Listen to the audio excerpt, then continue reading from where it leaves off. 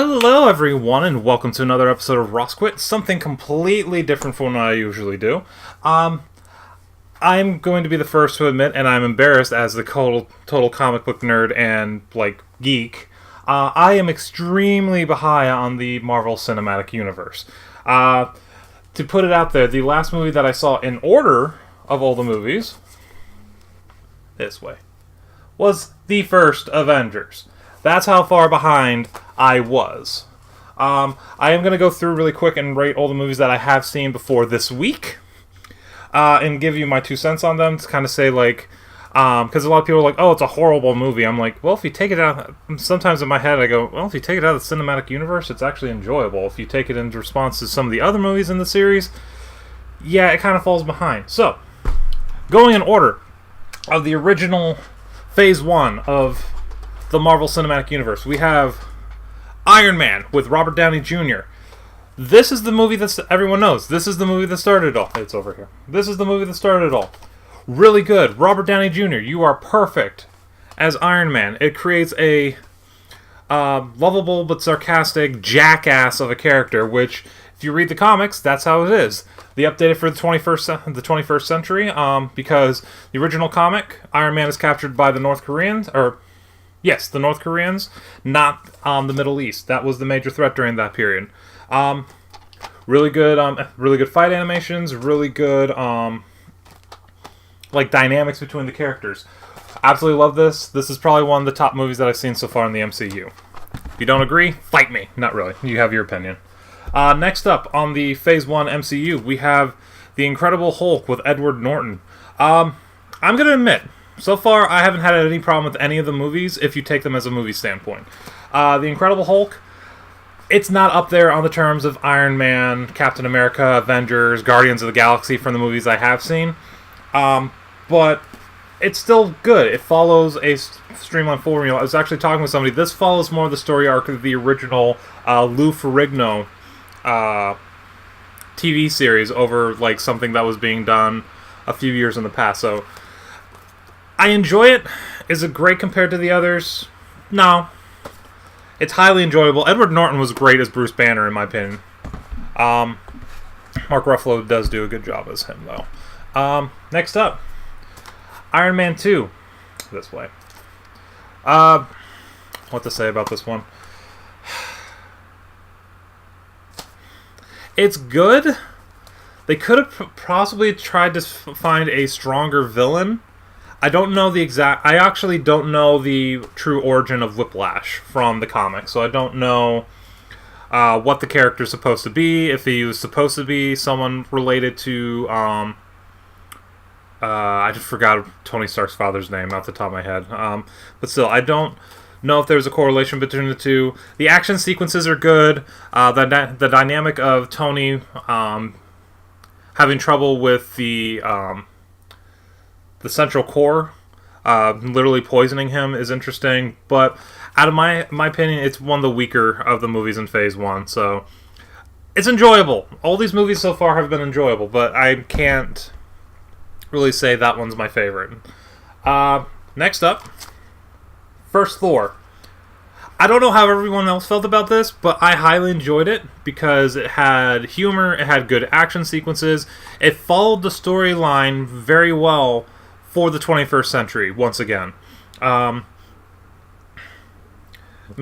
Arrogant son of the kingdom kind of goes off and does his own thing, gets in trouble, gets banished to the human realm, has to learn how to actually be a better person from humans, and it just works. They do a really good job. Chris Hemsworth is great, Tom Hiddleston is great, Natalie Portman is great, even though after the second movie she wanted out. It's just a great dynamic that they always find for the MCU. Next up, Captain America, the First Avenger.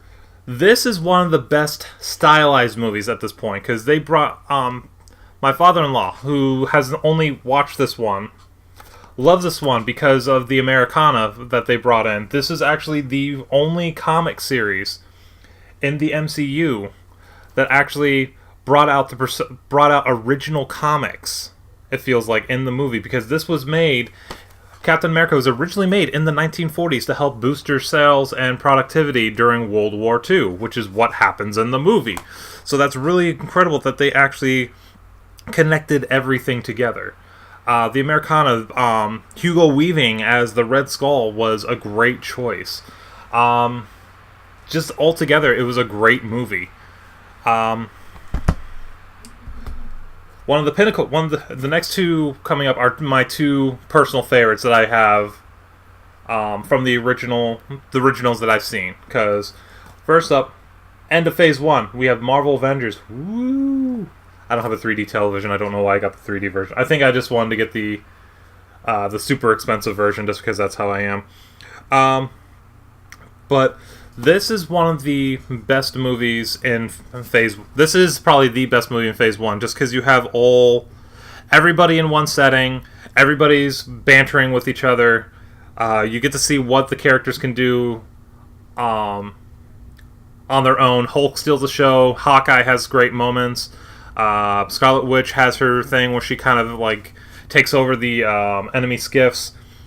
This is probably... It's hard to say if I like this one. I think this is number 2. This is number 2 for the ones I've seen, just because the next one, you cannot, out of the ones I've seen, you cannot just throw it out. Guardians of the Galaxy, I know I skipped a few movies just to see this one. This was one of my favorite comic series out there, so I already knew the characters. A lot of people were like, who are these people? But it's... The original trailer is kind of correct. It's like, what are they? It's like, they call themselves the Guardians of the Galaxy. What a bunch of a-holes. That's kind of their thing, which makes them absolutely hilarious together. You have Groot, you have Rocket, you have Gamora, you have Drax, you have Star-Lord. In the comics, they are exactly like that. So, excuse me. It's been so long since I watched these. I'm probably going to have to take time to actually rewatch these. But I'm trying now, for the movies that I just started watching. Catching up, finally. It's taken me a while to finally just say I'm putting my foot down and I'm actually going to watch these. So this past week I was able to watch the next 2 movies. So starting Phase 2, I got through Iron Man 3. I have to say, I like it better than, for an entertainment factor, I like it more than Iron Man 2. Less action compared to 2 in my opinion. But I really appreciate the making a superhero human aspect. Because most movies or comics that you read, a superhero goes through a traumatic event and it's, oh, I can brush it off in 30 seconds. This is one of the best showcases of someone having PTSD, anxiety, not depression. He doesn't get depressed, he just kind of shuts down, which... I've never been through an event like that, but that was really well done how they showed that. Now, for the elephant in the room in that movie, if you haven't watched it, don't watch the next 30 seconds or so, but they take the greatest Iron Man villain. Pretty much, you take the Red Skull for Captain America. You take Leader or Abomination for the Hulk. I actually don't know what Thor's main nemesis is off the top of my head, I'm sorry. But you take your primary nemesis, the one that's like the glorified, your Doctor Doom to the Fantastic Four, and you make him a puppet. If you are not aware of the comic books, Mandarin is a sorcerer who has the power of 7 rings, and pretty much controls elements. That's what he does. He is a terrorist, much like the movie, but he's actually has like superpower. He actually has like cosmic powers that he can utilize. But they decided to change it for this movie because of the way that they're doing it. They're trying to move away from magic overall, because even like Thor is expressed scientifically overall, which is still enjoyable, but there's certain characters you just don't debase and change. That was my only problem. I loved Tony Stark's like improvisation with certain situations. I love the fight scenes at the end. Uh, the dynamic between the characters are amazing because they're having to deal with Tony trying to figure out what he's going through. So it was really well done. I really enjoyed it. I do like it better than 2. I think the first one's still better than 3. Now for the last movie I have seen in the MCU. Please do not brand me. I am only trying to get back into it because I actually can't even say I've been lazy on some of them. Some of them it's just timing situation, work and everything else like that. Like I never had time. And also I'm the type of person that doesn't like to usually watch movies alone, but when I have to, I will. So, last movie in the order. Oh, you do not have your cover. I want you in your cover. Thor 2, The Dark World. Everyone was harping on this movie saying, like, unless you're watching it for the Infinity Stone story arc, it's not a good movie. I actually enjoyed a lot of it. The action sequences were good. The flair for Norse mythos was really good. I think that's one of the reasons why I do like Thor a lot, as I have a very strong connection with Norse mythology. I love researching it. I love looking it up. That was really well done. The enemies in the movie could have been more well developed. It could have been someone different. I know, like, they have the ultimate one in the next Thor, one of the ultimate Thor baddies coming up in the next Thor movie, which will be way down the pipeline for me because I'm actually going to try and watch the movies in order. So next up will be Captain America: Winter Soldier. That's going to be next on my list. If I have to rate these in any order, from top to lowest, I would have to say my favorite. May not be the best in everyone's opinion, but my favorite has to be Guardians of the Galaxy, followed by the Avengers, Iron Man, Thor, Captain America, Iron Man 3, Thor, Hulk, and then Iron Man 2. I did not particularly care for Iron Man 2.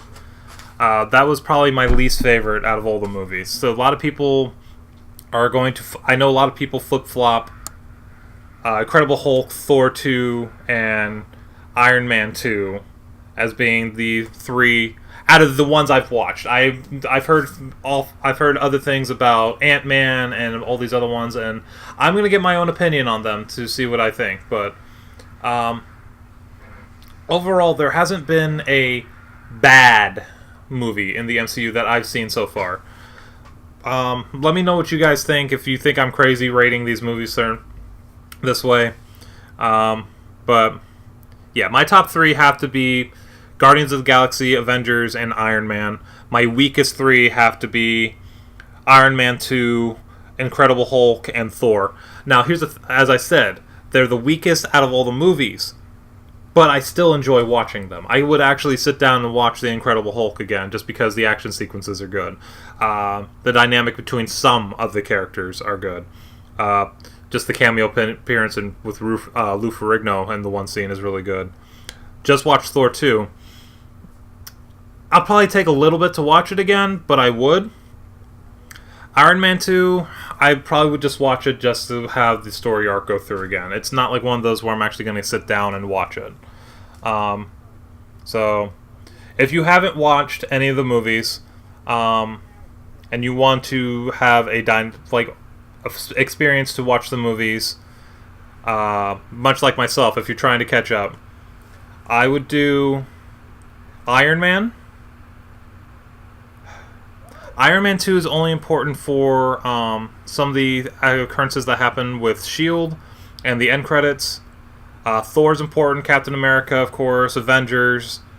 In terms of like catching up, Iron Man 3 is as people I've been talking to, Iron Man 3, if you're trying to get the whole overarching story for say Infinity War or Endgame, movies that are skippable out of my list are probably Incredible Hulk, Iron Man 3, and the end of Thor 2. But overall, I mean, just give them a chance. A lot of people keep like bugging down like all these movies. Actually, from what I heard, the next Avengers movie is Avengers 2: Age of Ultron is one of the lowest rated out of all the MCU, so that's going to be interesting to watch. But anyway, let me know down what you think in the comments for these movies. You heard my opinions on them. I'm interested to hear what you guys think. So, yeah, hit me up. Let me know what you think. Let me know what's your favorites out of them. If you have a favorite that I haven't watched, I will say, out of the movies that I really, really want to see next, not including Infinity War or Endgame, because those are the two staples that I have to eventually get to. I want to watch Black Panther. I want to watch Thor Ragnarok. And I want to watch Doctor Strange. So those three are my top three to get to in order to, like, it's going to sound weird saying this, but to feel whole in the series. So go ahead and let me know which ones are your favorite. I've given my 2 cents on all these films. If you want me to give like a rating for the movies on like a scale of 1 to 10, I'll go ahead and try and figure that out. I'll give reasons and I'll put that in a comments or something later. So thank you very much for joining me for another episode of Ross Quit, and I hope to see you all in the next episode. So see you later, everyone.